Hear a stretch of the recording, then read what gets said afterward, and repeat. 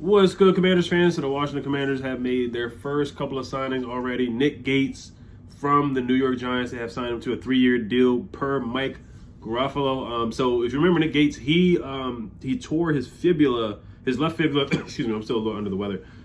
He broke his left fibula and tibia in a game against Washington in 2020. That was the Thursday night football game where we won the game. Heineke threw the ball to McKissick, and then he threw the ball to Ricky Seals-Jones. We beat them, and then Dexter Lawrence jumped off. I think it was Dexter Lawrence who jumped off sides, but that was the game where Nick Gates was carted off the field in FedEx Field, and Nick Gates has bounced back. So that's a tremendous story to bounce back from such a tough injury like that. And this guy, he provides position flex. He plays center, plays both guard positions, left guard, right guard. So this is a positional flex.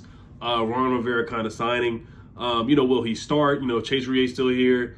Left guard, of course, we don't really have a left guard. Trey Turner, I'm not going to bring him back most likely. And Norwell, I wouldn't bring him back either, to be honest with you. So, we'll see. But just looking at some of the numbers for Nick Gates, like looking at some of his stats and stuff like that, this is per Ryan Fowler. He says he's a nasty interior player that allowed just 1 sack on 239 snaps in pass pro in 2022. So he only gave up 1 sack. Now, the Giants offensive line, they are known. There's a narrative that they're not good, and Daniel Jones had to have a lot of bootlegs. Was on the move a lot because they did give up a lot of pressure.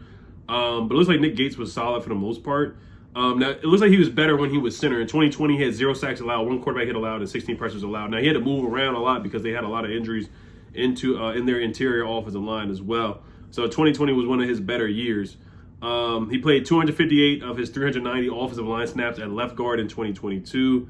The other 132 snaps were at center. So he played a lot of left guard, even though he's really known as a center as well. So we'll see. We'll see what happens there with Nick Gates. Let's look at his profile here and how many games he's played. He's 6'5", 307 pounds. So he kind of could be like that Wes Schweitzer kind of signing there. Could be that positional flex guy where Wes Schweitzer had to play center. He was playing guard, was switching in, switching out. Nick Gates, his rookie year 2019, played 16 games, had 3 starts. 16 games in 2020 and 16 starts. And then 2021, he got hurt in that second game. Only played 2 games.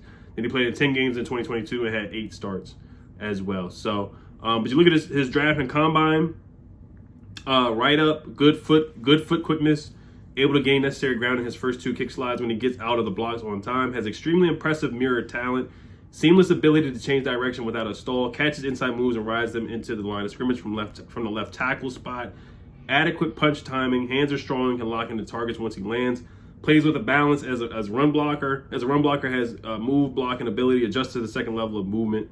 Weaknesses, pass sets tend to be too upright. Speed of power rushers put him on skates and rolling back into the pocket, so that's not good. Lack of anchor is troubling. But from what I'm seeing on Twitter, man, Giants fans are pretty upset that he's leaving, man. They are. So that's always a good sign, because every time most of the times when we sign guys, they're like, oh, you guys got a bum or something like that, or good luck, he's trash, stuff like that. But yeah, there was another write-up where it said he was really, really good in run blocking as well. So I'm intrigued to see, because they want to run the football this year, of course. Eric Bieniemy coming in as a former running backs coach. They're gonna want to run the football, of course, with Brian Robinson and Antonio Gibson. So we'll see there. Like Danny Johnson got re-signed as well. I think there was another signing that might have just been made as well.